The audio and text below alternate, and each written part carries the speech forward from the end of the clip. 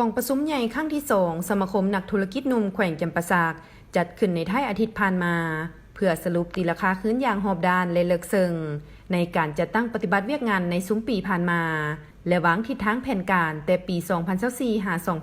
2029 โดยมีทานอรุณไซสุนราชเจ้าแขวงจำปาสักทานคำศรีลินสวัสดิ์เลขาคณะบริหารงานสาวหนุ่มแขวงจำปาสักทานนางสุวรีคำผุย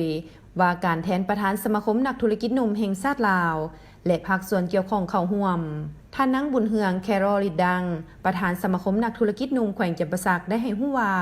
ระยะ5 ปีผ่านมาสมาคมนักธุรกิจหนุ่มแขวงจำปาสักได้ถือเอาเวียกงานการเคลื่อนไหวของธุรกิจเป็นใจกลางเพื่อดำเนินธุรกิจให้ถูกต้องตามระเบียบการเต้าโฮมความสามัคคีในหมู่คณะและสมาชิกสมาคมนักธุรกิจหนุ่มได้มีการโฆษณาศึกษาอบรมประสานสมทบแน่นกับสาวหนุ่มแขวงจะตั้งการเคลื่อนไหวตามพระบทบาทสิทธิหน้าที่ของสมาคมธุรกิจหนุ่มเพื่อเป็นการสุขยุส่งเสริมบรรดาผู้ประกอบการผู้ลงทุนหัวหน่วยธุรกิจทั่วแขวงโดยได้ถือเอาเวียกงานแนวคิดการเมืองเป็นปัญหาสำคัญเพื่อเสริมซึมพันธุ์ขยายให้แก่คณะและบรรดาสมาชิกอย่างเป็นเจ้าการด้วยหลายรูปหลายวิธีและอิงใส่เงื่อนไขตัวจริงพร้อมทั้งได้เข้าร่วมกิจกรรมที่คณะบริหารงานสาวหนุ่มแขวงจัดขึ้นเพื่อเฮ็ดให้เขาเจ้ามีความรับรู้และเข้าใจต่อแนวทางนโยบายของพรรคระเบียบกฎหมายของรัฐมีน้ำใจสัตย์ซื่อบริสุทธิ์มีความจงรักภักดีต่อองค์กรมีความกระตือรือร้นต่อหน้าที่รับผิดชอบที่ถูกมอบหมายการเต้าโฮมความสามัคคีในสมาชิกเห็นได้ว่ามีความนักแน่นเข้มแข็งมีการช่วยเหลือซึ่งกันและกันพร้อมนี้สมาคมนักธุรกิจหนุ่มพวกเฮา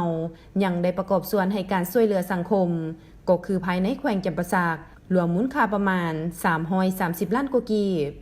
หลังจากนั้นทุกคนได้พร้อมกันใช้สิทธิประชาธิปไตยปอนบัตรเลือกตั้งเอาคณะบริหารงานสมาคมนักธุรกิจหนุ่มแขวงจำปาสักสมัยที่2กองประชุมข้างปฐมฤกษ์ได้เลือกเอาทานนางบุญเฮืองแครอลิดังเป็นประธานสมาคมทานบุญเรือเมาคำผิวเป็นประธานกวดกามีห้องประธาน12ทานและคณะอีก16ทานโอกาสนี้ทานอรุณไซสุนราชได้โอลมต่อกองประชุม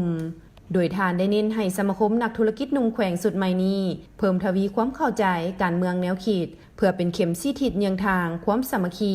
และการปฏิบัติเวียกงานการดำเนินธุรกิจของตนให้มีผลสำเร็จเป็นก้าวๆพร้อมทั้งสร้างบุคลากรให้มีความเข้มแข็งเป็นผู้สืบทอดในการบริหารธุรกิจให้ได้3ลักษณะคือลักษณะทางการเมืองลักษณะทางสังคมและลักษณะทางธุรกิจซึ่งแสดงออกในการให้ความใกล้ชิดติดแทดและสร้างเงื่อนไขเอื้ออำนวยเฮ็ดให้นักธุรกิจหนุ่ม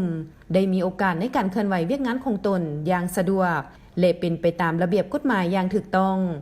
ในโอกาสเดียวกันทานอรุณไซสุนราชก็ได้มอบใบย่องยอให้บรรดาสมาชิกผู้ที่มีผลงานและประกอบส่วนช่วยเหลือสังคมในระยะผ่านมา